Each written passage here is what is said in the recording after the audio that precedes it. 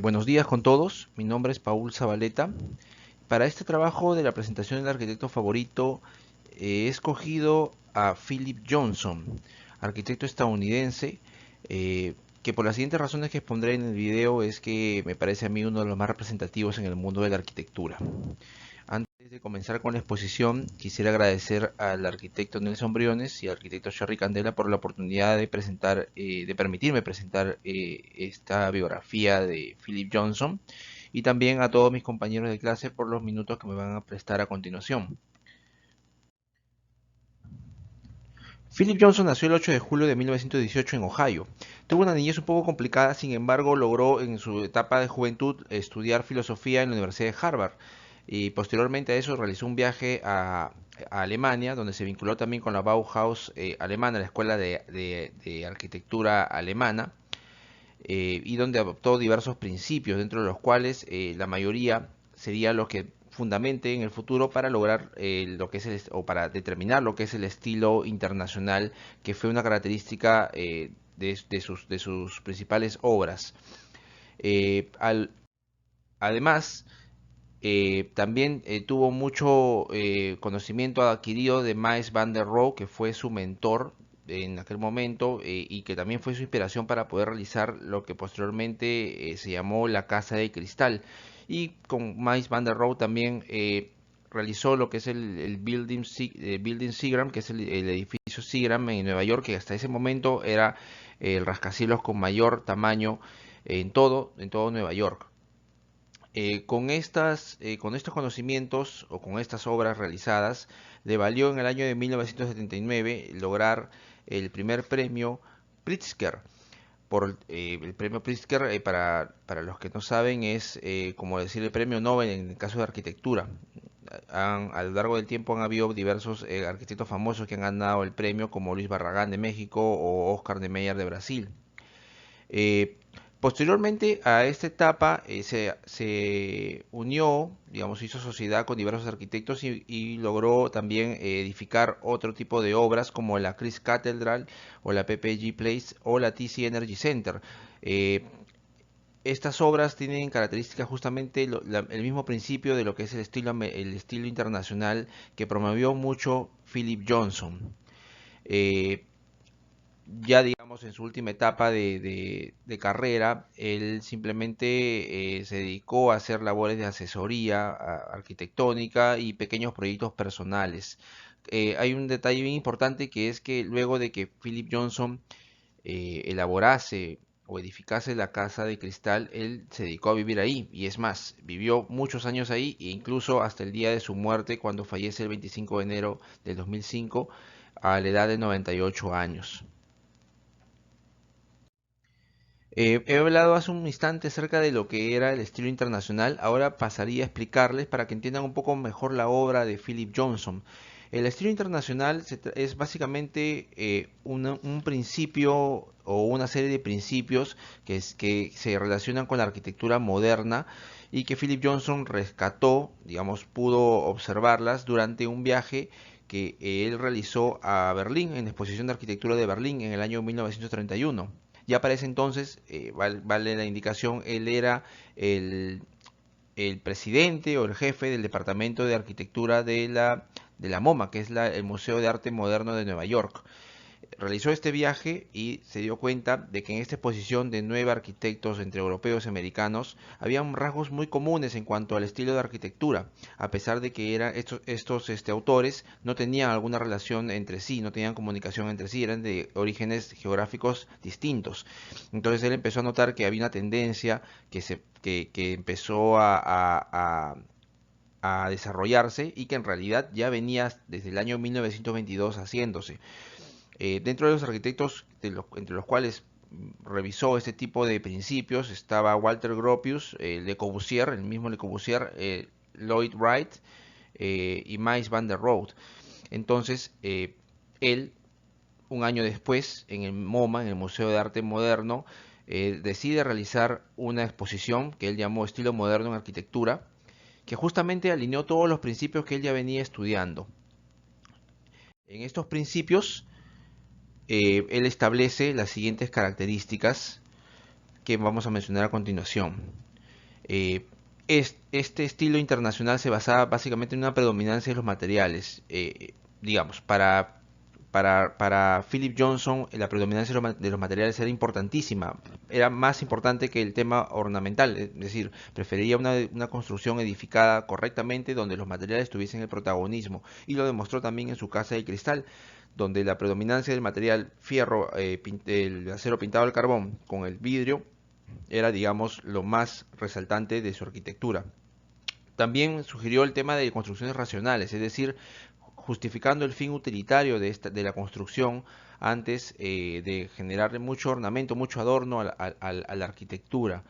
Eh, También trabajó lo que son formas regulares, siempre formas ortogonales o formas de cilíndricas, formas cuadradas, cubos, no le hacía muchas variaciones, eran figuras geométricas bien definidas, lo que complementaba o lo que incluía su tipo de estilo de arquitectura. Al mismo tiempo, como se trataban de piezas que no eran regulares, no tenían mucha variación, se dedicó a darle mayor énfasis en la técnica para la construcción de este tipo de piezas. Digamos que le pone énfasis aquí porque justamente sabía que esta predominancia de la forma geométrica definidas y la poca inclusión de ornamentación era justamente el principal, el principio del estilo internacional.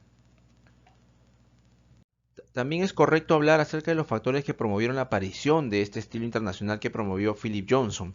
El principal, considero yo, que podría ser que hasta ese momento la arquitectura, digamos, las obras arquitectónicas se basaban en principios de diversas culturas, diversos tipos de estilos que eran incluidos en una sola edificación.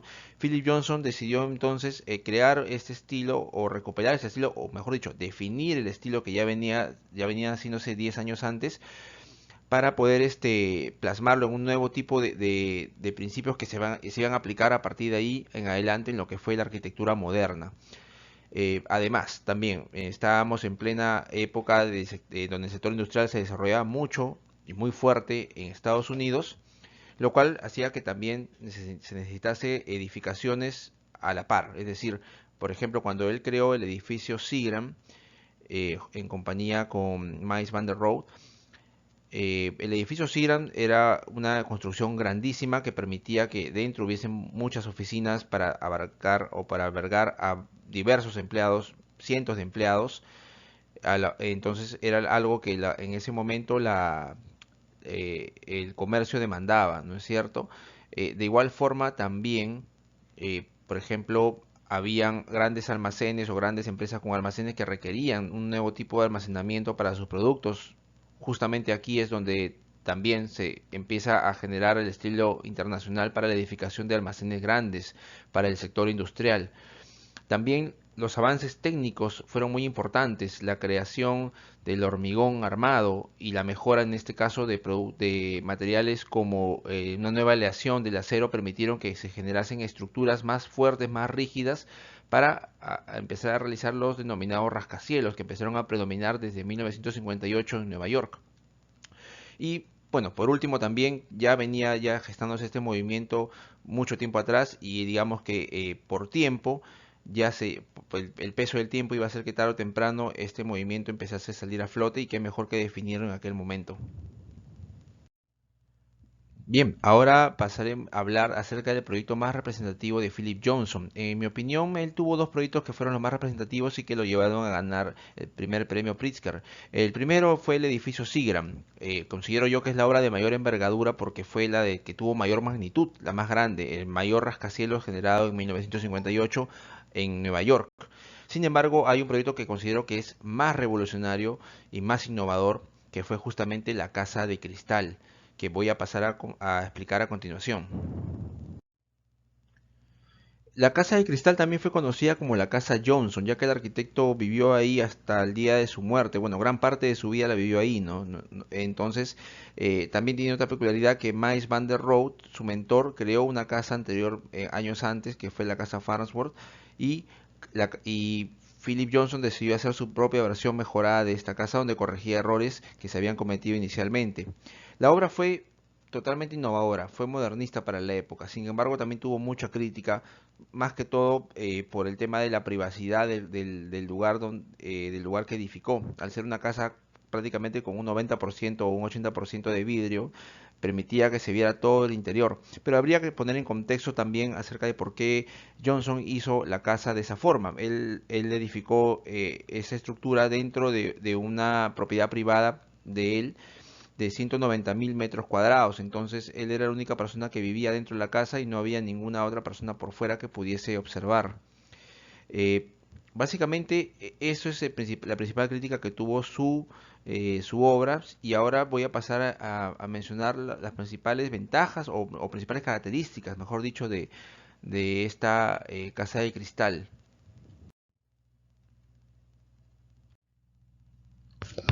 Si observamos, por ejemplo, la casa como tal, interiormente, nos daremos cuenta de que no hay ningún tipo de tabique o división de pared de concreto para nada.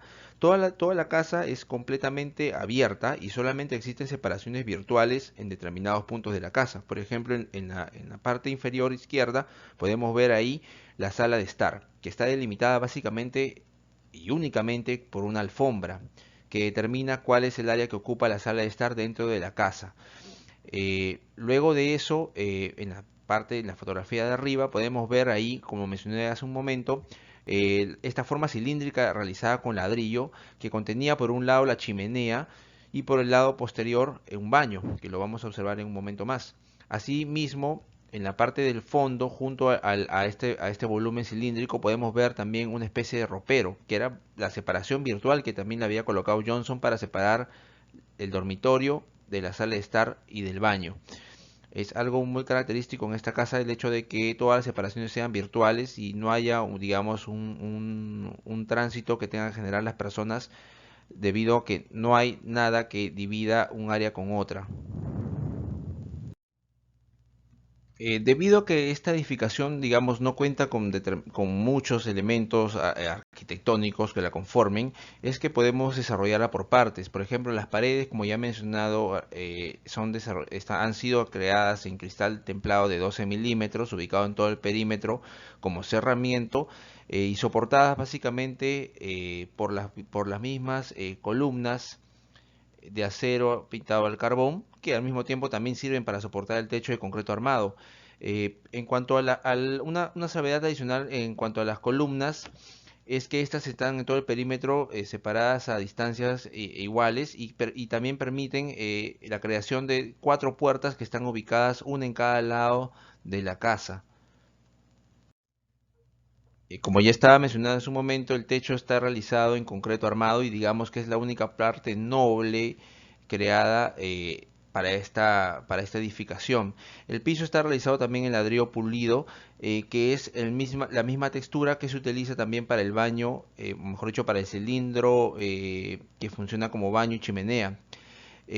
Hablando ya netamente de este cilindro que tiene un radio de 3 metros y una altura de 4 metros 60, traspasa el techo porque recordemos que al lado, digamos, al lado posterior de este baño se encuentra la chimenea que tiene un ducto de salida hacia arriba. Ahora, dato curioso es que en un momento más vamos a ver cómo la separación de esta forma cilíndrica para lograr la chimenea y el baño no es una separación recta, es una separación también tipo media luna. Con respecto al mobiliario que integra la casa, este fue enteramente diseñado por Mies van der Rohe debido a la amistad que unía a Mies van der Rohe con Philip Johnson. Este le encargó la confección de sus muebles, pero no puntualmente para esta edificación, sino para un departamento que él tenía en Nueva York. Como se puede observar aquí, los muebles de la sala de estar están hechos básicamente en metal y cuero. La mesa de centro también está hecho en acero y vidrio templado de 12 milímetros. Y como se puede ver en la parte inferior también, la misma idea para la mesa de noche, que es vidrio en una forma circular, también con estructura de acero, es metal básicamente lo que confecciona para ese tipo de mobiliarios. Salvo con la salvedad de esta separación, de este mueble separador que divide lo que es la sala de estar con el dormitorio, que también fue diseñado por Mies van der Rohe. Y bien, ahora vamos a ver un render detallando la distribución de la casa creo que es la mejor toma que se puede obtener para poder entender mejor el proyecto de Philip Johnson. Por ejemplo, en la esquina inferior o en la esquina superior derecha se puede observar aquí, en esta parte de acá, lo que es el área de la cocina. Está dividido básicamente por una barra grande o dos barras grandes y un pequeño mueble, y es totalmente abierta. Es más, la circulación va de esta manera: sale por aquí, por un extremo, y puede llegar hasta el comedor, donde está la siguiente edificación virtual, o mejor dicho, de la siguiente posición virtual, que es el comedor, conformado básicamente por una mesa y sillas. Luego uno sale de aquí y puede llegar a la sala de estar, que como había comentado inicialmente, es una sala de estar delimitada básicamente por una alfombra. Es decir, la alfombra determina cuál es el área para esa sala de estar, que está conformada por este mobiliario personalizado que Philip Johnson mandó a confeccionar. Después de eso tenemos en la parte de atrás el mueble largo, que funciona como el divisor virtual de la sala de estar con el dormitorio. Básicamente es simpleza pura. El mueble de estar funciona como un, digamos, un closet para prendas de vestir, y al mismo tiempo divide la casa. Y lo demás sigue siendo vidrio por todos lados. Aquí en esta parte izquierda podemos ver lo que es el estudio, por así decirlo, que es un escritorio con una silla. Luego, acá también se va a poder ver las puertas. Hay una entrada por aquí, una entrada por acá, otra entrada más aquí y otra entrada más acá. Son cuatro puertas por las que se puede ingresar a la casa. Y en la parte final, o mejor dicho, por la parte final se puede ver también la estructura del cilindro de una mejor manera. Si se dan cuenta, así es la división que se generó de la chimenea con el baño, que es esta parte de acá, o esta parte de acá, ¿no? Entonces, como verán, es pura simpleza. Esta parte de aquí es la chimenea que sobresale normalmente en el techo, que vendría a estar edificado aquí, ¿no? Solamente que en esta vista no se va a observar el techo, ¿no? Y esta parte de acá ya incluye lo que son los planos de la Glass House. Eh, digamos, son planos que grafican desde una perspectiva de 90 grados, una vista de 90 grados, cómo está distribuida la casa. Es algo que se ha podido revisar también en el render hace un momento, ¿no? Aquí hacemos hincapié en esta forma de media luna que tiene la división cilíndrica, que conformaba el baño con la chimenea. Luego lo demás es prácticamente lo que hemos revisado ahí. Este es un par de fachadas o elevaciones del proyecto arquitectónico, donde se puede observar en la parte superior que sobresale el cilindro. Como dije, tendría que sobresalir del techo, porque aquí en esta parte tiene que ir la salida del tubo de escape de la chimenea, por así decirlo, ¿no? Luego de eso pueden observar tanto en la fachada este como en la fachada norte hay puertas. Significa que en las cuatro fachadas, las cuatro divisiones, las cuatro paredes de la casa, hay una puerta de acceso, una puerta de ingreso. Y bueno, eso fue todo lo que quería exponer en esta ocasión acerca de Philip Johnson, acerca de su biografía, acerca de su estilo internacional y también de su obra más representativa, a mi parecer, que fue La Casa de Cristal.